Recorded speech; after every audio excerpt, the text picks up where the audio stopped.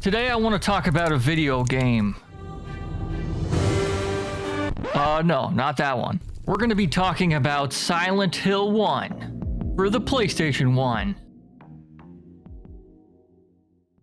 When I was a kid, I had this friend and he had a trust fund. We'll call him Charlie. Going to Charlie's house was like having a sleepover at GameStop. There was every game system, new and also old. One night we decided to try this game we found in his older brother's room called Silent Hill. I mean, come on, that's like a super inviting cover, right? We popped the disc into the PlayStation 1.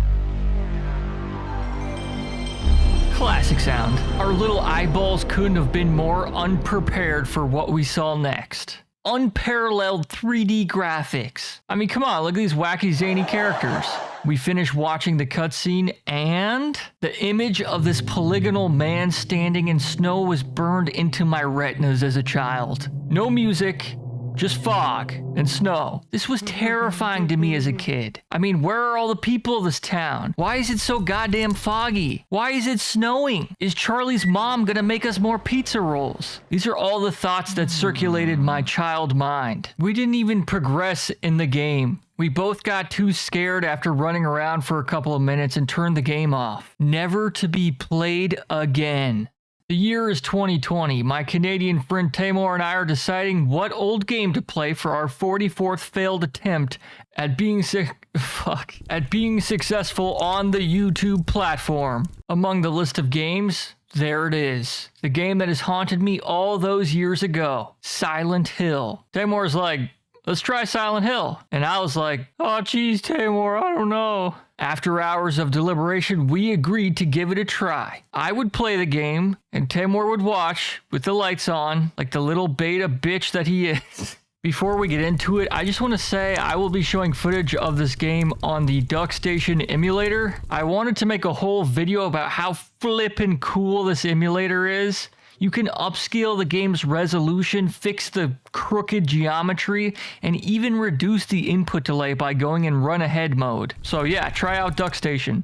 So there are some uncultured swine on Reddit who say, ew, I don't want to play Silent Hill 1, that's the old one.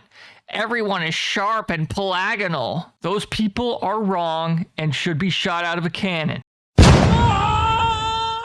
Silent Hill 1 is one of the most atmospheric and terrifying games I've ever played. When you start off, there's no fucking Alpha Team, this is Bravo, rendezvous at the waypoint. You're dropped into a world. You're not told where to go or what to do. That's all on you. You've got one mission objective, and that's find your daughter, Cheryl. You're not quick and nimble like an Italian plumber. You're more slow and clunky like a T-34 tank. People also crap on the awkward controls, but I think that's intentional. You're not Jackie Chan. You're just some guy who likes books. It adds to the suspense and horror that you can't easily move around, that you can't easily control the camera. You're at the mercy of the world of Silent Hill. Which brings me to the most awesome mechanic, the fog. That old saying about how there's nothing more terrifying than the unknown? Silent Hill 1 does a masterful job of this. Your anus is always clenched when you're running from one objective to the next,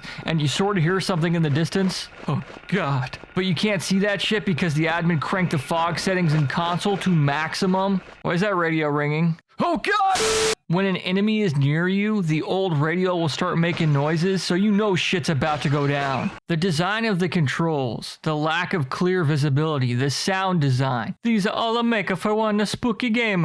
I'm gonna talk a little bit about the story. I don't want to spoil anything because I want you to play and experience the game for yourself, but the main course of this game is obviously the story. You are Harry Mason, a writer with an adopted 7-year-old daughter who you lose after recklessly getting in a car crash while checking out a babe in a cop uniform. The story takes you through multiple locations in the town of Silent Hill when you're trying to determine who is good and who is bad. The dialogue has like these awkward pauses in it that I think is probably due to the limitation of hardware, because it's like pulling the audio off the CD, but it works so well for this game when everything feels like a trippy dream sequence.